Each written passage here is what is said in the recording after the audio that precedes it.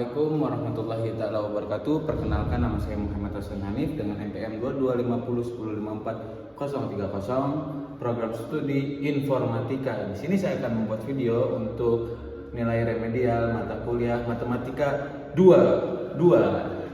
Di sini saya akan membahas pengertian transformasi Laplace. Nah, sebelum memahami rumus-rumus transformasi Laplace, kita perlu mengetahui terlebih dahulu apa yang dimaksud dengan pengertian transformasi Laplace. Sebelum memahami rumus-rumus transformasi Laplace, kita perlu mengetahui terlebih dahulu apa yang dimaksud dengan transformasi Laplace. Transformasi Laplace merupakan suatu metode matematika yang digunakan untuk mengubah suatu fungsi pada domain waktu menjadi fungsi pada domain S. Secara matematis ditulis sebagai Ft menjadi Fs. S-nya bagus kan? Nah, artinya fungsi yang semula bergantung pada variabel waktu T akan diubah menjadi yang bergantung pada variabel S. Sebagai contoh, Ft sama dengan 1 akan berubah menjadi Fs sama dengan 1/S. Mengapa fungsi tersebut harus diubah? Misalnya kita memiliki persamaan diferensial. Saya tulis Y double aksen plus 5Y aksen plus 6Y sama dengan 0. Apabila diselesaikan secara proses perhitungan, ini bakal cukup panjang. Namun dengan menggunakan transformasi Laplace, persamaan diferensial tersebut dapat diubah menjadi persamaan aljabar yang lebih sederhana sehingga proses penulisan menjadi lebih mudah.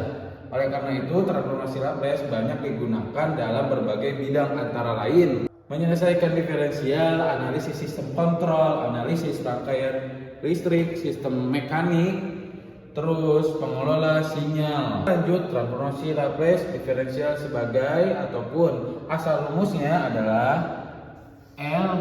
Habis L.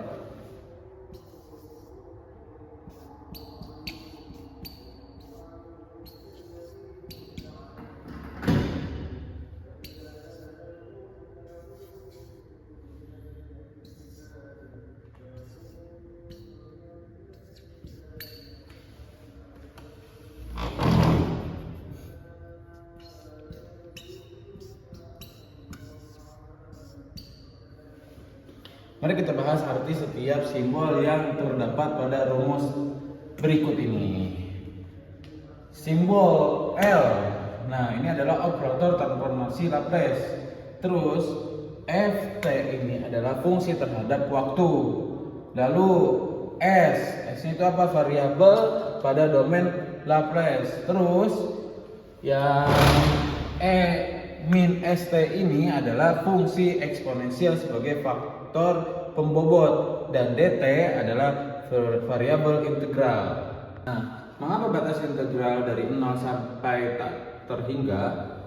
Karena transformasi Laplace digunakan untuk menganalisis sistem yang mulai bekerja pada waktu t sama dengan 0. Nah, waktu hingga waktu yang dianggap sangat besar atau tidak terhingga. Contohnya, motor mulai dinyalakan pada waktu 0, rangkaian listrik mulai diberi tenggakan pada waktu 0, sistem kontrol mulai dioperasi pada waktu 0. Lanjut kita membahas transformasi Laplace dasar. Setelah memahami pengertian dan rumus dasar transformasi Laplace, selanjutnya kita akan mempelajari tabel transformasi Laplace.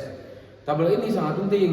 Kenapa? Karena berisi pasangan fungsi pada domain waktu dengan hasil transformasinya pada domain S. Dengan memahami tabel ini, kita tidak perlu menghitung integral setiap kali mencari transformasi Laplace suatu fungsi. Secara umum, tabel transformasi Laplace dibagi menjadi 4 kelompok. Pertama, fungsi konstanta, kedua fungsi polinomial, ketiga fungsi eksponensial, dan keempat adalah fungsi trigonometri. Lanjut dan saya akan menghapus terlebih dahulu. Fungsi konstanta. Nah, udah. Satu, fungsi konstanta. Fungsi konstanta adalah fungsi yang menilai yang nilainya fungsi konstanta. Fungsi konstanta ini adalah fungsi yang nilainya tetap dan tidak berubah terhadap waktu. Contohnya, ya Allah habis. Bentar ya. Contoh. Oke. Sini ada. Dengan satu, transformasinya adalah L satu sama dengan 1/S. Contoh yang lain, misal F T sama dengan 5, berarti L 5 sama dengan 5/S. Misal 10, seterusnya bakal kayak gini, kecuali ntar koma ya. Kalau koma gimana bang? Kalau koma F T 1/5 misalnya, berarti di sini ditulis L 1/5 sama dengan 1/5S. Ini 5S ya Pak. Lanjut, fungsi polinomial. Fungsi polinomial adalah fungsi yang mengandung variabel berpangkat. Ingat ya, polinomial berarti fungsi yang mengandung variabel berpangkat. Contohnya T habis T, atau T2, T3 dan seterusnya. Lalu untuk fungsi polinomial berlaku rumusnya adalah L T N, ini N ya, sama dengan N S per 1. Nah, ini rumusnya. Misal kita memiliki contohnya apa? Contohnya nulisnya gimana Jun? Contoh ya, tentukan L T pangkat 5. Nah, berarti kita nulisnya gimana? N-nya tadi. Nah, N-nya apa pangkatnya? Berarti kita tulis 5S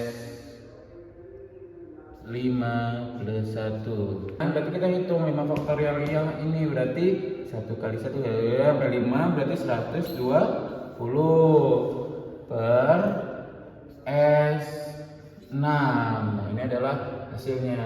Contoh yang lain pun sama seperti ini. Fungsi eksponensial. Nah, kita lanjut ke fungsi eksponensial. Fungsi eksponensial itu berbentuk AT. Ini adalah bentuk fungsi eksponensial. Rumus transformasi Laplace-nya adalah, ini rumusnya, rumus Laplace-nya L AT dengan S. Nah, ini adalah rumusnya. Langsung kita coba dengan contoh pertama. Kita memiliki L 2T. Cara menghitungnya adalah sama seperti menyesuaikan dengan rumus. Berarti 1/SA min 2 L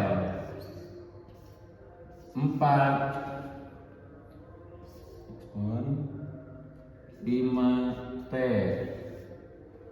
Maaf.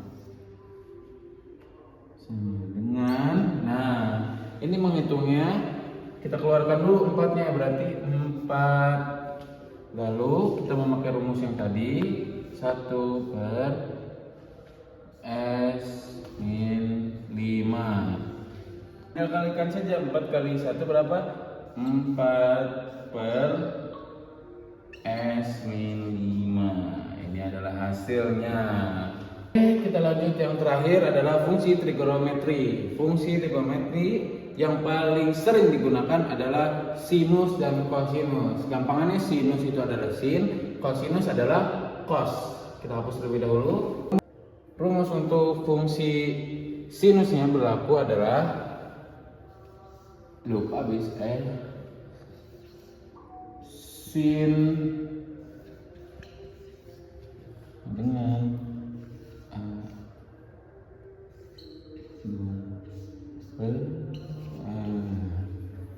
sedangkan untuk fungsi kosinusnya adalah ini sinus ya, sinus. Ini kosinus. Oke. Cos sama dengan S per S kuadrat. Nah ya, ini adalah rumus untuk sin, ini adalah rumus untuk cos. Gampangannya cos S berarti S di sininya ya, gampangannya gitu aja. Langsung kita memakai contohnya. Tebak ini contoh apa? Ini contoh sin dulu aja. Misalnya hel sin. A-nya berapa? A-nya 5 T. Nah, kita ambil rumus yang sin-nya ini. A-nya berapa tadi ini? 5 S. Kok 5 jadi A? 5 S kuadrat ditambah 5 kuadrat. Nah, 5 kuadrat ini kita totalkan, berarti menjadi 5 kali 5 berapa? 25. Berarti 5 S kuadrat ditambah 25. Ini contoh untuk sin. Lalu kita buat contoh untuk cos. Misalnya cos, ini hapus ya. Cos berapa? 4 T. Nah, kita memakai rumusnya cos ini, rumusnya cos ini. Kita ambil ini ya, berarti S, ini S kuadrat ditambah A-nya berapa?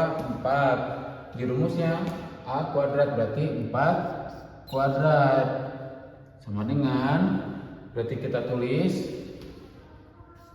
S per S kuadrat plus, nah 4 kuadrat berarti 4 kali 4 berapa? 16. Ini adalah hasilnya. Sekian dari saya, Muhammad Hasan Hanif. Wassalamualaikum warahmatullahi wabarakatuh.